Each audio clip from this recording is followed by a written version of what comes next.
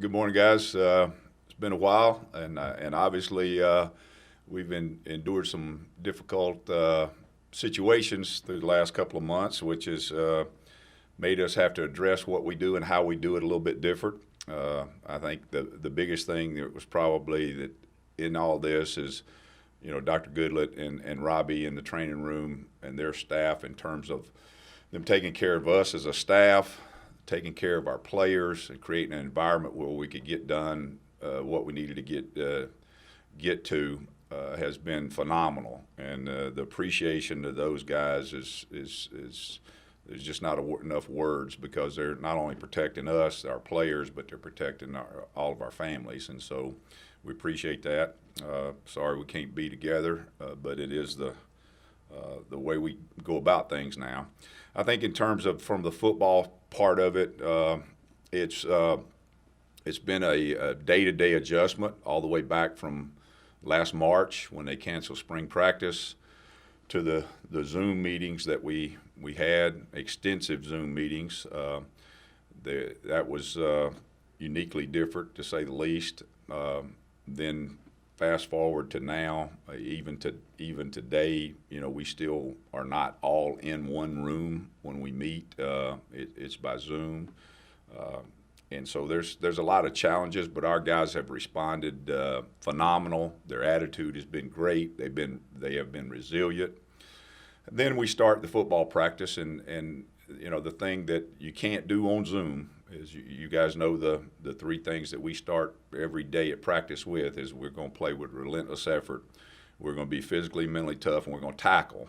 Well, we looked, we studied, but we couldn't find a way to get that done on Zoom. So it's been a fast process over the last 13 days of trying to get our young guys to understand we're going to ask you to do hard things, and you're going to have to make the right choices in that, and it's on fast forward. They've been very good, had a good attitude about it, and we're pleased with the attitude, the work ethic, the resiliency, the ability to adjust and stay focused in that adjustment. Our guys have been really, really good about that. So, Kirk, if you want to open up for questions, we'll take the questions. All right, Coach, your first question is from Brian Matthews. Yes, Coach Steele, thank you for speaking to us today. Just wanted to ask you about the secondary and just overall, how do you feel about it, replacing 4 or 5 starters, and especially at the cornerback position? Who do you see stepping up there? Well, I think, in terms of replacing starters, we've always addressed that issue, and you've heard us say this before. In this league, we've never approached it where we've got 11 starters. We've always tried to get into the neighborhood of, 18 starters that we could play in any game at any point in time, and we did that. An example of that would be that some people would say, well, Roger McCreary wasn't a starter. But you go back and look at his snaps in games, you look at his production, you look at the times in which he played, he's a starter. He was a starter last year. And so we've got several guys like that. And so in college football, we're used to the fact that guys graduate. And so that has not been an issue really for us. In terms of the secondary, I think the thing that probably jumps out, you asked specifically about corners, but looking at it in its totality, we had Tut back at the star position, and I'll just go ahead and cover the whole secondary for you and end it with the corner question. And then Puckett he's lost some weight. He's back healthy. He was not healthy at all last year he's still recovering from the injury that he had, and you could tell it. He's back very fluid and playing very well. And then Tennyson, a young guy, has all the athletic ability to play the position. Obviously, he's in his 13th day. There's still a learning curve, but you can see that we're in a position with this season and what we're dealing with that we have to have every guy ready to play. And so we're still in the process, but he is on track. The safety position, of course, was Smoke and Sherwood back. Those guys played a lot of football. They're considered starters to us, were last year. even though Daniel and Dennison would play the first play sometime, their pitch count in the games was as high as the other twos. And then we've taken Jordan Peters and moved him from star to safety because Tennyson, and so we've got a 3-man rotation going on there. And then, of course, we still have Askew is grown up and understands what we're doing, and then Chris Thompson is a young guy that really has a good skill set. As far as the corner position, we've kind of got a fun battle going on. I know it sounds like a lot, but it's factual, and that with Pritchard, Damio, and this is not in any order: Pritchard, Damio, Devin Barrett, Matthew Hill, and then Simpson, Jalen Simpson. Those guys are battling, and if you ask me today, I couldn't tell you who would be the starter of that group. I mean, that's how competitive it is. And so with that, we've actually gone from having a situation where, okay, who's going to be the starter and can we find some backups, to we've got a good competition between 5 guys going on there, not counting Roger. And the guys are playing at a high level, and they've all worked with the ones. It's been kind of fun to watch because they all embrace the challenge like you should. They've played with relentless effort. They've shown mental toughness. They've shown physical toughness, and they're good tacklers, which is where we start with everything. And then if we can get that, we'll have a chance. We've been very productive in terms of keeping the top on the coverage with those guys in practice, and that we've gone from being a question mark to we actually are in a situation. Obviously, we hadn't played a game, and game is different, but we feel like that we've got the right guys in the seats. And as a quick follow-up, Coach Steele, have you ever had a position that we've had 5 guys who have a legitimate chance for winning a starting job all competing against each other? That seems like a lot. Yeah, in the D-line. It's happened before. In the secondary, for 2 spots, 5 guys, really 6 guys. It's probably a little bit, and it was probably created, as you well know. Sometimes as coaches, we'll go out there and this guy's back, so he's the guy, so you don't create the competition as much as maybe you should. That's on us. We had a situation where we had to create, and so in creating it, they all responded, which is, a good thing. Next question, Coach, is from J.G. Tate. Hey, Kevin. Thanks for taking some time to do this with us. With Connis being gone, it changes the dynamic a little bit inside up front. Talk about Marquise and Dre, 2 guys we haven't had a chance to see, and maybe how Jay Hardy fits into the depth there. Yeah, well, you've got Burks and Butler, which are junior college guys, so they're a little bit older. But then you got Zacchaeus Walker, who can play outside and inside. And you got Hardy, Jay, of the young guys, coupled with Truesdale and Newkirk. We have been very impressed with the maturity of those guys. They're all powerful. The athletic ability is not a question. It's there.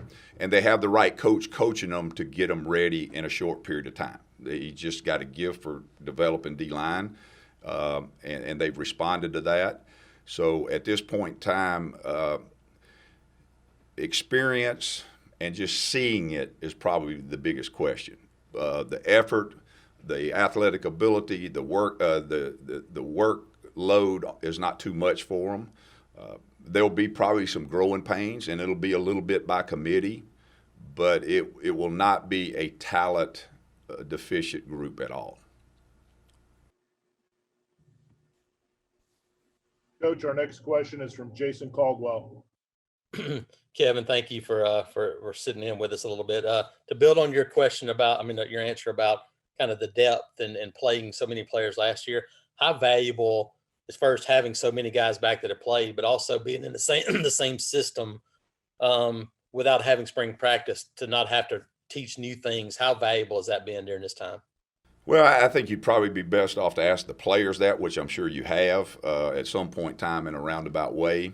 but it's pretty obvious when you go out there and you put our first group out there, and you've got Smoke and Sherwood and KJ Britt and McLean and that Owen Popo, those guys, which they're the ones that have a lot of moving parts. There's a lot of things going out there formation-wise, motion-wise, shifts-wise, which will get people. You can't play if you don't get your cleats in the ground and know what you're doing. And we have not had that as an issue. I think it's coupled by two things, or three things. We have really, really smart guys. They're just smart guys. The other thing is that they've been in this system for a long time. They've had a lot of snaps with the same verbiage, the same terminology, and they understand the system. And then the other thing now, if you total up the hours that we've been on Zoom, it's been a lot of hours. So, you can't teach tackling, you can't teach relentless effort and mental toughness, physical toughness on Zoom, but you can teach the scheme. And I'm not sure, but I think we went through installation about 7 times since April. There's a lot of Zoom hours. Thanks, Kevin. Thank you. Coach, our next question is from Mark Murphy. Kevin, talk about working with Chad Morris again, how you guys work together at Clemson and how important it is for you guys to have a good relationship in preseason practice, getting ready to play a game. Well, like you said, Chad is a friend of mine. We've worked together before. We've stayed in contact. When you've worked with someone before, you kind of understand what they need, and then he understands what I need. And so it's pretty easy when we come together on the practice schedule to make sure that we're helping each other get what we need to see. Because, other than that, then it's line up and let's see who wins the down. Thanks. Coach, our next question is from Bill Cameron. Coach, you talked about the interior guys on the line. What about the ends, the buck and the strong side end? You've got quite a few guys battling there, and have you found anybody who's really giving you some explosion from the edge? Well, obviously T.D. Moultrie has done that in the past. There's been flashes of it. Derek Hall played a lot of football last year. Both of those guys kind of have a battle going on. And then we've got two. Romello Height is still injured a little bit. And then Johnson is a guy that has a knack. He had a knack in high school. Hasn't played much here yet, but he's still young. And then at the defensive end, of course, Big Cat Bryant. Kobe Wooden is a guy that you would have to say, not the star, but you would have to say that he is one of the guys that has just taken a big jump from last year to this year. He's playing really well, very mature. His strength level, Russell in the weight room has got him stronger. And then, of course, we got Handy, who is he's a full-grown man at the defensive end spot that can actually do like Marlon did and bump inside and play too, so we can get snaps. We've got several guys that can do that, but he's one of them. And then Daniel Foster Allen is a young guy with talent. Next question is from Tom Green. Hey, Kevin. At linebacker, I know you guys like to rotate 4 guys usually, but with 2 guys opting out, including Chandler, who's really stepped up among those younger guys? Yeah, Cam Riley and Wesley Steiner are the 2 guys. And I think that Tisdale would have been, but obviously, guys, it's kind of the elephant in the room. We go out there any given day and have in the last 13 days where with the close contact and the testing and all that stuff, it's been kind of intriguing to, okay, you got a guy out, now you got to get reps to another guy. It's been forced a little bit.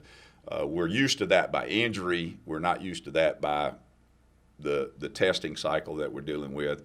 But it's been I wouldn't say frustrating because we expected it. We kind of knew it was going to happen, so we took a positive attitude about it. But the positive thing that's come out of it is there's been days in which we had to get experience with a younger guy. and he had to go. And even with the ones, occasionally you've looked out there and had a freshman that had not earned that, but because of the situation, injuries, and then the testing cycles, that they had to go. And so that's helped speed up some of the process for those younger guys. Next question is from Christian Clemente. Hey, Coach. Thanks for talking to us today. I was just curious what you've seen out of Nick Curtis so far in fall camp since he transferred from Kent State, and whether or not he'll be able to play this fall. Well, we're still deciding who will be able to play and who not, but he's an athletic guy. He's very, very smart. Played at Hoover High School, which is that's in some ways people will tell you that it's got some properties like a college. They play football at a high level. They're well coached. They go about it in a collegiate type way. So his adjustment has not been bad. He's still trying to add weight for the position because he's a long, thin guy, but he's got ability. Our next question is from Josh Vitale. What did you see out of Roger McCreary when you were recruiting him from Williamson, and how has he grown into this, I guess, top corner role for your defense? Yeah, when we were recruiting Roger, what we saw was a guy who never came off the field, literally. He punted, he kicked off, he returned punts, he returned kickoffs. He played defensive back, he played quarterback, he played wide receiver. He never came off the field. And so the athleticism was pretty obvious in the development of skill, because he developed a lot of different skills for that way. But the big thing is he's extremely competitive, and he can run real fast. And that's pretty crucial at corner. Coach, our next question is from Gianna Hahn. Hi, Coach. Thank you for talking to us today. How have you seen Daquan Newkirk overcome his struggles, and what do you expect out of him this season? When you say your struggles, you're talking about the Achilles surgeries, and well, obviously he is he's a very, very athletic, big man. And when I say big, he's big, but extremely athletic, and it can run very fast, very fluid, bends very well. His deal was he just needed to play the position. You're talking about a guy that played running back in high school. So he had to develop as an inside defensive lineman. That is a process. It's a rare position, because when you line up in there, you got 300 pounds on your right ear and 300 pounds on your left ear, and they have bad intentions to maul you. And so you got to develop a mental and physical toughness that is different than playing a skill position. It just is, because it's a full workload every snap. That takes time, and he missed a lot of time with it. But because of his athleticism, his work ethic, his attitude, he's developed into a very good football player. Next question is from Nathan King. Hey, Kevin. Hey, thanks for talking with us today. I wanted to ask what you've seen out of Alpogue this preseason. We've seen videos of him being energetic. Gus has talked about his energy. And how valuable is it to have a guy like that has coached a lot of different positions in the past? Well, as a staff, we're it's just an energetic staff anyway, and of course we that defensive room that he's in, the original four that we started with 5 years ago are still in that room. And so when you come in as a new guy, sometimes with that in itself, you could just sit back and just kind of, not say very much. Well, Al is very energetic. He was a guy that he dove right in, and so he embraced his assignment, his job. And brings a lot of energy. The thing I probably appreciate the most about Al is he's the same every day. He comes to work with the same attitude, upbeat, positive every single day. Our next question is from Steve Moulton. Hey, Coach. Appreciate you doing this. With the lack of spring, I'm wondering philosophically, has it changed what you do from a tackling standpoint? How much of that has changed in terms of getting guys thud in practice, that kind of scenario? Yeah. The thing that probably we had a very productive first scrimmage, but the number one thing that we felt like we had to make a huge improvement on, not that it was not, I'm not saying it was awful. I'm not saying it was bad. I'm just saying it was not to our standard. It was not what we usually do from an Auburn defensive standpoint. And so we scrimmaged pretty early in that thing. It was first day in pads that we scrimmaged. So we were going to make the emphasis anyway, but I think the fact that we had video evidence of it to show the guys and the sense of urgency that we needed to fast forward this thing is that we've worked really hard on tackling. Now our older guys, they've been through it. It's kind of like a golf swing. Once you got a good golf swing and hit a golf ball, you kind of got it. It doesn't take much to pick up the club and go do it. And so that's the case for Jamie Sherwood. But for the young guys, the development of that, it takes some time. So we've had to fast forward it, keep it on fast forward pretty much every day.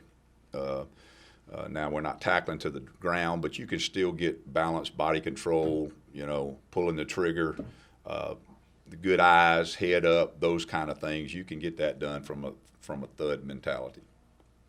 Do you feel good about the overall depth? Because we've heard Coach Malzahn speak about being 3 deep at certain positions. Well, we do. We feel good about that. And again, we've had a moving depth chart every day. And that could be looked at as a negative, but it's going to happen all season long. That's just the way it's going to be. So it's forced us to make sure that we're developing everybody, not just the first two and a half groups. You always develop, but you had time on your side with some of that development. We don't have time on our side now. You could wind up having to play a third team guy in a SEC football game quick. Our next question is from Philip Marshall.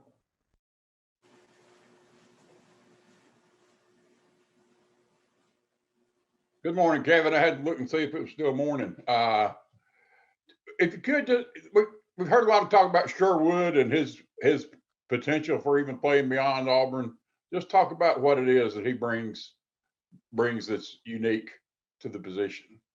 Well, obviously, you guys know, speaking of Smoke and Sherwood, if you go back to the Washington game 2 years ago, both of those guys played in that game, first game of their career at Auburn as a true freshman. We knew in those fall camp that we had 2 very, very good football players that were really smart. They're good tacklers. They can cover. They can get people lined up and quarterback. Jamie may be one of the best tacklers I've ever seen in the secondary. He's that talented with his balance and body control and just really, really good tackler. He's always had good cover skills. Probably the biggest jump that Jamie's made this year is that he's a quiet person by nature. He's just really a quiet person. And he is more talkative and more assertive on the field. Jamie Sherwood, you asked specifically about him, and if he stays healthy and keeps the mindset that he has, he can be very, very special. Thank you, sir. Our next question is from Thomas Murphy. Hey, Coach. Last season, the defense forced 2 defensive touchdowns, both coming late in the season against Alabama. And with a league that has several first-year quarterbacks with LSU, Georgia, and Alabama to an extent, do you feel like the defense is going to force more turnovers and points off those with the experience they had this season? Well, we play every play to get the ball back. That's the whole purpose of playing defense, and there's several ways you can get it back. 3 and out is basically a turnover in itself. we treat that as a turnover. Obviously, fumble recoveries and our interceptions are the ones that you focus on, but 3 and outs are pretty key too, because that creates punt situation, field position change like a turnover does. As a defensive coach, I take 2 turnovers for touchdowns every game, but every play's got a life of its own. So we work for that, but to say that it's going to happen, we got to play the game and find out. Coach, we got a follow-up from JG Tate. Yeah, Kevin, a question about the way you structure your roster on the defensive side of the ball. Obviously, that's what you do. Every coach in America wants to have 4 deep, 5 deep at every position, but you, during your time at Auburn, you've been able to stack up players like that. A lot of coaches can't. Why have you guys been successful in just creating those levels of depth in your system? Well, I think the biggest thing is, first of all, Coach gives us a big voice in the recruiting process in our defensive room. In terms of, now he obviously makes the final decision on who we're taking and who we're not, but our guys are really good. Rodney, Travis, Wesley, and now Al. But the first 3 that have been together a long time, we understand what we want. That's part of you talk about the system being the same for the players. Well, it's the same for the coaches too. So everybody understanding what a star looks like in our system. So when they go on the road, everybody has Josh Hosley, Rudy Ford, the guys that have played star for us, okay, this is what we're looking for. And so once everybody understands what we're looking for, it's important for Travis to know when he goes on the road recruiting, what does Rodney Gardner expect in a 3 technique? What does it look like? Well, we've had some pretty good examples. In fact, we had a great example last year. You've got a vision of that. So I think that's helped us in that we're all on the same page of what each position criteria looks like and what the expectation is for that position. That's helped us tremendously. And we have not been afraid to go find those guys. Now, obviously, there's certain players out there that everybody in the country knows, hey, this guy can play at a high level. But there's also guys that are in small town USA that may not be on the radar that can play SEC football. There's been a lot of guys that that didn't have the recruiting ranking that have played that went on and played in the National Football League, and so trying to find those guys and just meeting the criteria of each position. We have a criteria for each position, and we do not vary from that. That helps us feed the system. We got time for a few more. Next one is from Jason Caldwell. Kevin, you mentioned a little bit about Colby Wooden kind of being one of those guys that's jumped out. What does he bring to the table, and is he one of those guys? I know you like guys that are able to maybe move around. Is he a guy that you can move around and play different spots in a defensive line? Yeah, I think the thing that jumps out, he loves football. And when you get a guy that loves football, they love to practice, and now we try to make it sometimes where practice is not lovable. You got to ask people to do hard things. You got to push them what they pass. But he really works hard. It's important to him. He's a smart guy. He's worked hard in the weight room. He's done all the little things, and that he's very, very competitive. Very competitive. He realizes every play has a life of its own. Every drill that he does, there's a winner and loser in this. It's just the way it is. It's the business we're in. And so when you line up in one-on-one, an individual drill on practice 13 against an offensive lineman, it's not just a drill. There is a winner and there is a loser. You either get your job done or he gets his done. He is the kind of guy that will fight you till he drops.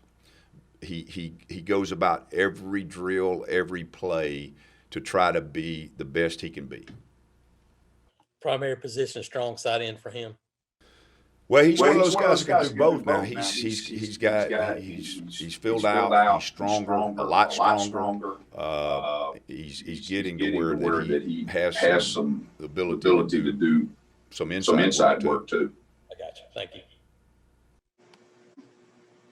Murphy. Coach, can you talk about how Tyrone Truesdale's improved since his freshman year, and also pass rush? Who you're going to be counting on this year for that? Well, we're still in the process on the pass rush in terms of finding out what this team is. At this point in time, 2 years ago, in fact, we talked about this morning. At this point in time, going into the season, I guess it was 2 years ago, 3 years ago, we were still trying to figure out, okay, are we going to have to be a pressure team to generate pass rush? Are we going to be able to generate it with a four-man rush?